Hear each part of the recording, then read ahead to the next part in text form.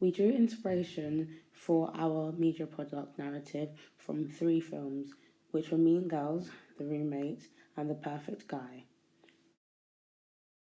Mean Girls is not amongst the horror film genre. In fact, it is the opposite, being the high school comedy. It is about a girl called Katie that moves from Africa to a high school in America where she has to learn the rules. She soon meets a group of girls called the Plastics, made up of three beautiful, popular girls. However, Katie is convinced to become friends with them to reveal their dark secrets, which is kept in a burn book. Particular elements of this film inspired me. For example, symbolism is used to give the burn book power. The book is made up of facts and opinions about students matched with images that attend the high school. This is used to control them by the plastics. I also liked how both the antagonist and protagonist are females, making the film seem more realistic, as it's not subverting gender roles.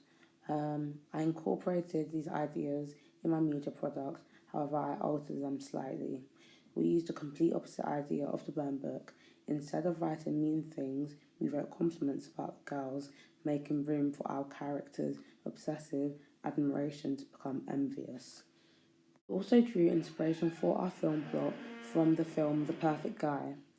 After a painful breakup, Leah jumps into a passionate relationship with a charming stranger. The idea of perfection intrigued me because it doesn't exist, but people still search for it. In this film, for Leah, the perfect guy becomes desirable in her world of imperfection. She becomes so consumed by the idea, she overlooks his flaws and gets herself into trouble. For our film production, we used the idea of perfection and turned it into a medical disorder, being OCD. We show the extreme response when something isn't perfect or look a particular way for our character, which made it a thrilling storyline. The third film we took inspiration from was The Roommate. It is about a college freshman, Sarah, that becomes best friends with her roommate, unaware that the girl is becoming dangerously obsessed with her.